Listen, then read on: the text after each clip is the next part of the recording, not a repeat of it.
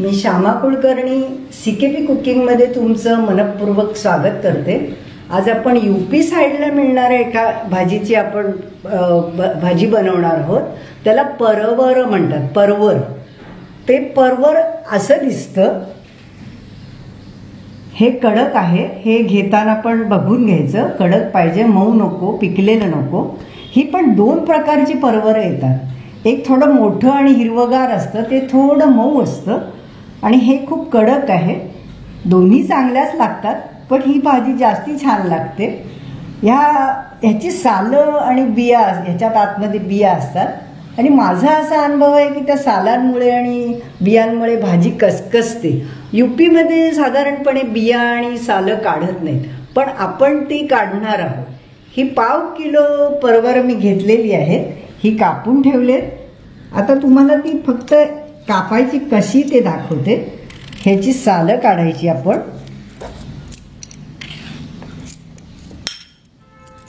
त्याला मध्ये कापून त्याच्या बिया काढून टाकायच्या। ही भाजी तशी पटकीने शिजते, फार वेळ लागत नाही या भाजी शिजायला। आता भाजी बनवण्यासाठी काय काय लागणार ते आपण पाहूया। मोहरी, जिरे, हिंग, हळद, तिखट, मीठ, गूळ, कांदा, हा पातळ कापलेला बटाटा आहे, हे ओलं खोबरं आहे, कोथिंबीर, तेल। आता आपण भाजी बनवूया। कढईत तेल घालते, 1 चमचाभर तेल पुरे, जास्ती तेल आपण घालत नाही।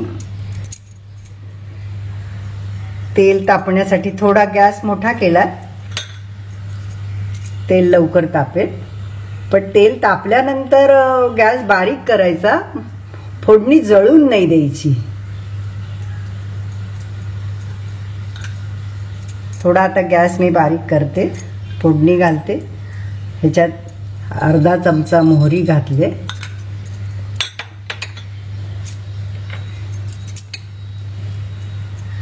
मोहरी तडतडायला लागले तर ह्याच्यात अर्धा चमचा जिरे घालू,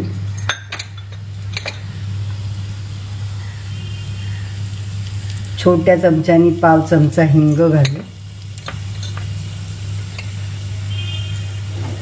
त्याच्यावर हा कापलेला कांदा आपण घालणार आहोत।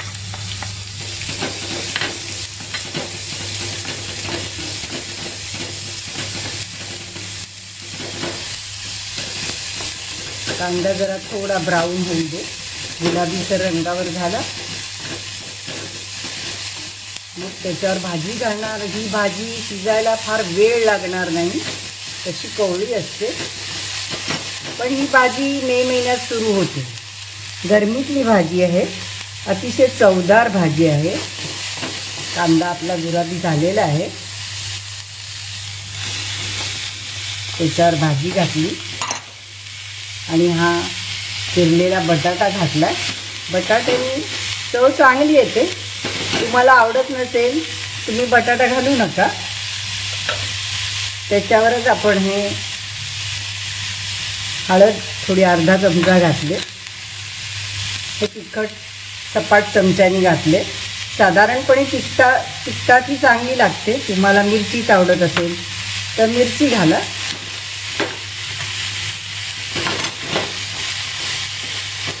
ही भाजी मी हलवून घेते, थोडंसं पाणी घालणार आहे, जास्त पाणी नाही घालायचं। तशी ती वाफेवर, आपण भाज्या वाफेवरच शिजवतो। वाफेवर शिजवलेल्या भाज्या चवीला खूप चांगल्या लागतात। साधारणपणे भाज्या बनवायची पद्धत ही सारखीच असते, पण प्रत्येक भाजीची चव वेगळी असते। एक भाजी दुसऱ्या भाजीसारखी नाही लागत। आपण झाकण ठेवणार, त्याच्यावर आपण पाणी ठेवणार। ही भाजी शिजायला 10 मिनिटं फार तर लागेल। बारीक गॅस ठेवू, करपून द्यायची नाही, भाजीकडे लक्ष ठेवायचं। आता भाजी शिजेपर्यंत आपल्याला वाट बघायला पाहिजे। भाजी शिजली का आपण पाहूया। आता झाकणावर पहा अजून पाणी आहे. झाकणावरचं पाणी मात्र आटून देऊ नका. ह्याच्यात पहा अजून थोडं पाणी आहे. आता ह्याला आपण मीठ आणि गूळ घालणार. हे अर्धा चमचा मीठ मी घालते. ह्याला गूळ थोडा पुरेल. फार गूळ घालण्याची, हे काय कडवट भाजी नाही आहे. अर्धा चमचा गूळ घातला. हलवून घेऊया म्हणजे ती एकजीव होईल. ही शिजलेली आहे भाजी आणि बटाटा दोन्ही. हे असं दाबून बघायचं हे शिजलंय. हलवून घेतल्यावर थोडंसं चमचाभर आपण खोबरं आतमध्ये घालणार. जेव्हा आपण भाजी बनल्यावर खोबरं घालतो ना, तेव्हा ते भाजी हलवल्यामुळे ते खोबरं त्या भाजीत मिळून येतं आणि त्या खोबऱ्याची चव चांगली लागते. खोबरंसुद्धा घालायचं की नाही हे तुम्ही ठरवा. तिखट किती घालायचं, तेल किती घालायचं. आता ह्याच्यात मी तिखट घातलं. तुम्हाला तिखट नसेल घालायचं, मिरचीवर करायची असेल तर मिरची तेलात घातली पाहिजे, वरून घालून नाही चालणार. मिरची तेलात घालायची, त्याच्यावर कांदा घालायचा. आता ह्यातलं पाणी मी आटून टाकते. थोडा गॅस मोठा करून. आपली भाजी तयार झालेली आहे. ही शिजून त्याच्यात गूळ पण विरघळला आहे, मीठ पण लागलं असेल. ही भाजी आपण कोरडी करूया. ह्याला पाणी ठेवायची आवश्यकता नाही. ही भाजी कोरडी झालेली आहे. आता आपली ही भाजी तयार झालेली आहे.